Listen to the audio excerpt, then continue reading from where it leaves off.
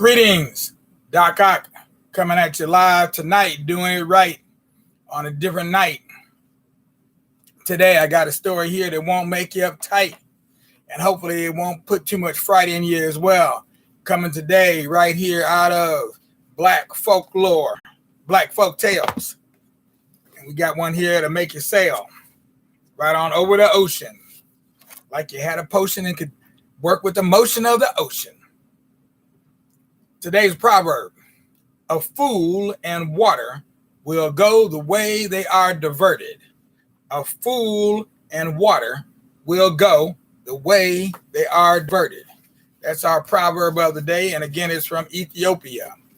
We've been living in Ethiopia for quite a while. We're just trying to do it with a great big smile. Meanwhile, let's go that extra mile. We got a long story tonight. This one is a jack tale. If you ever did something and you say, man, that was jacked, or that was jacked up, just remember, you're talking about the character, one of the characters, the character in a story like this one. There's a bunch of jack tales out there, and this is one I'm gonna read. The one I'm gonna read tonight is called Jack and the Devil's Daughter. Once there was a man who had two sons. One day, when the sons were almost grown, the old man called them in. I decided to give you boys what you got coming to you right now. I don't want y'all hanging around the house waiting for me to die. So here you go. He gave each one of them $1,000, which was their inheritance. Now, I don't want either of you ever coming to me again for anything in the world. Do with the money what you want to. But if you end up broke, shame on you. The first son, whose name was John, bought a little grocery store, got married, and settled down. The other son, whose name was Jack, put $1,000 in one pocket, a deck of cards in the other, and took off down the road. Jack was a natural-born gambler.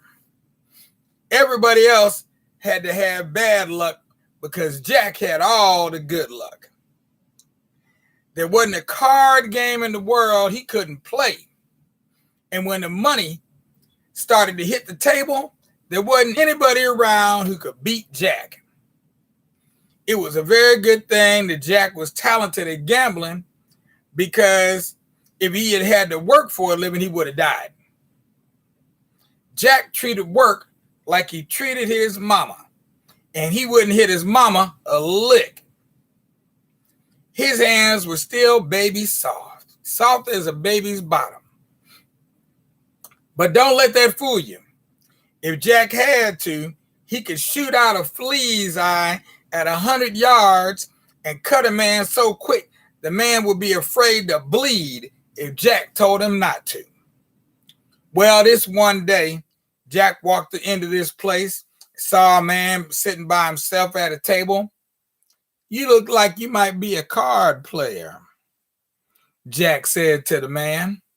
The man didn't say a word. He just nodded. Jack sat down, shuffled the deck, started dealing. Jack looked at his cards. The man looked at his and laid $100 on the table. Money on the wood makes the betting go good. Oh, man, I thought you wanted to gamble. Jack laughed, laying down $500 plus another $100 to cover the man's bet. The man didn't blink an eye. He laid down another $500 and raised Jack $300 more. Jack threw away two cards and pulled two more from the top of the deck. He laid down another $300. You ain't gonna take no cards, Jack asked the man. No response. Jack shrugged. It's your money, you losing. He grinned and laid down 3 tens. Yeah, beat that. The man spread 3 queens and a pair of deuces and took the money. That's what you call a full house. Jack laughed. Well, you got lucky that time. Let's go around again. They played another hand, and Jack lost all of his money. Well, mister, you the best I ever run into. I guess the game's over because you got all my money. The man spoke for the first time.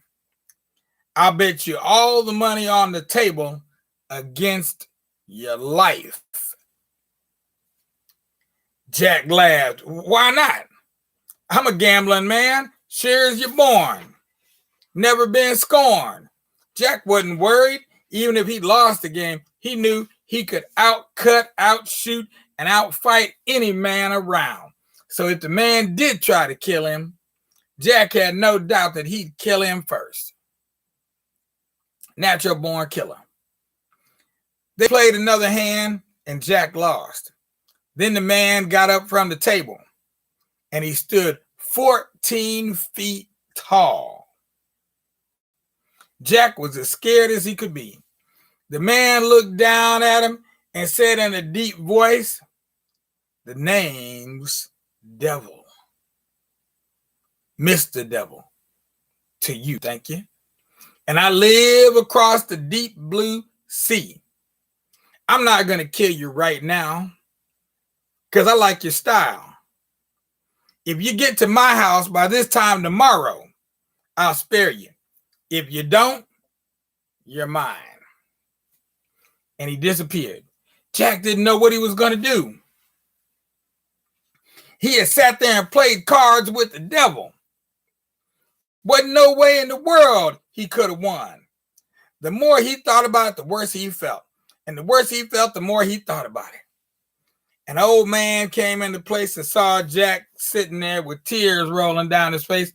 What's the matter with you, son? I played cards with the devil and he won, says he. He said if I don't get to his house across the ocean by this time tomorrow, he gonna kill me. The old man said, you got problems. Ain't no doubt about that. There ain't but one thing that can cross that ocean to where the devil live at. What's that? The bald eagle. There's a bald eagle that comes down to the edge of the ocean every morning, washes in the water, picks off the dead feathers, then she dips herself in the water the third time. When she dips herself in the water the third time, she kind of rocks a little bit, then spreads her wings and takes off again. Now, if you could be there with a yearling bull after she dips in the water that third time and then rocks, you jump on her back and she'll take you there. What's the yearling bull for? She gets hungry going across the ocean, and every time she hollers, you give her some of that yearling bull and you'll be all right. If you don't, she'll eat you, sure as you're born. The next morning, Jack was there bright and early. Sure enough, he hadn't been there long when a bald eagle came flying from the other side of the ocean. Jack watched, and when she dipped herself in the water the third time and rocked a little bit, Jack jumped on her back, the yearling bull under his arm, and the bald eagle started climbing toward the sun. They'd been flying for a short while when the eagle started twisting her head from side to side, and her blazing eyes lit up the northern sky and then the southern sky, and she hollered. 1/4 across the river, don't see nothing but blue water. 1/4 across the ocean, don't see nothing but blue water. Jack got scared when he heard the eagle sing like that, and instead of giving her just a piece of the yearling bull, he gave her the whole dad blame thing all at one time. The eagle swallowed it down and kept on flying.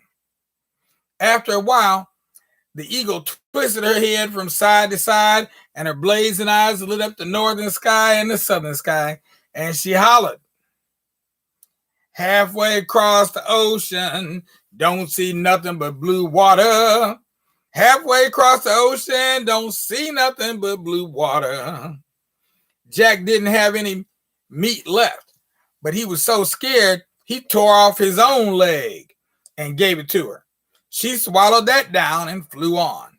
After a while, she twisted her head to one side, then the other, and her blazing eyes lit up the northern sky and then the southern sky, and she hollered, "Three-quarters across the ocean, don't see nothing but blue water. Three-quarters across the ocean, don't see nothing but blue water." Jack tore off an arm and gave it to her. She swallowed that down and flew on. Pretty soon, the eagle landed, and Jack jumped off and started down the road looking for the devil's house.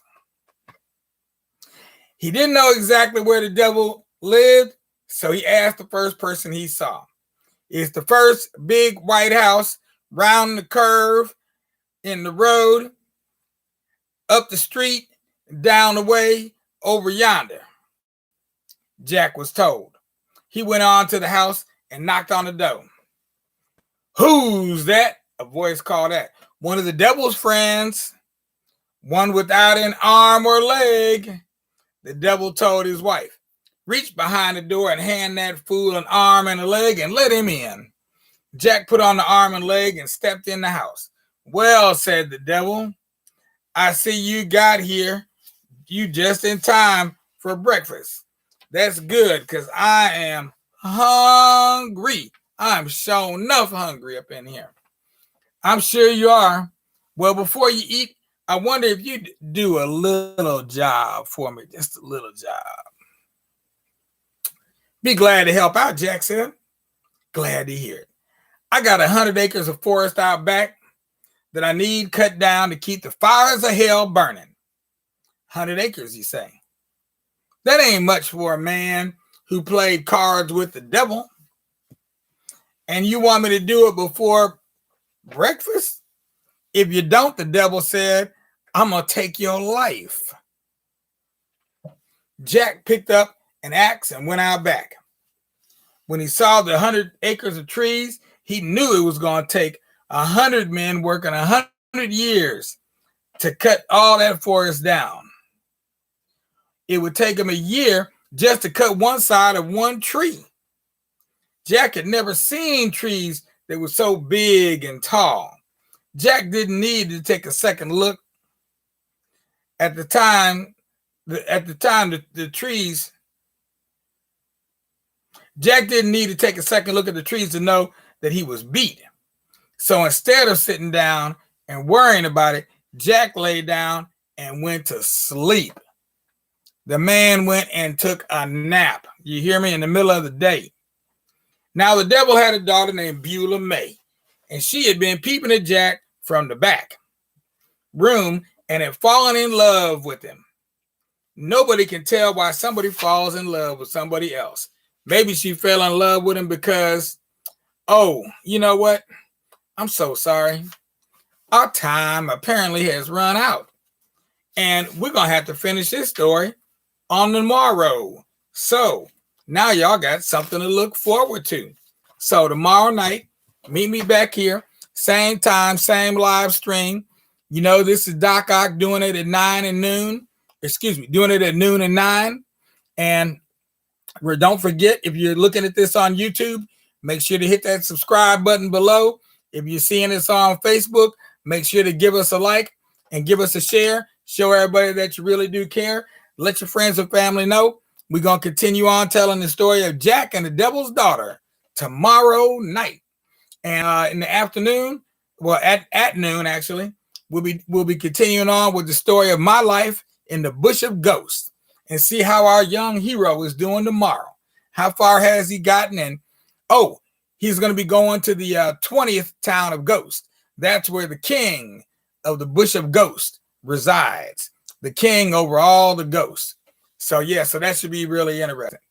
All right, little people, I need y'all to do one more thing for me tonight. Go ahead. Put your head on that pillow. Lay those little heads down.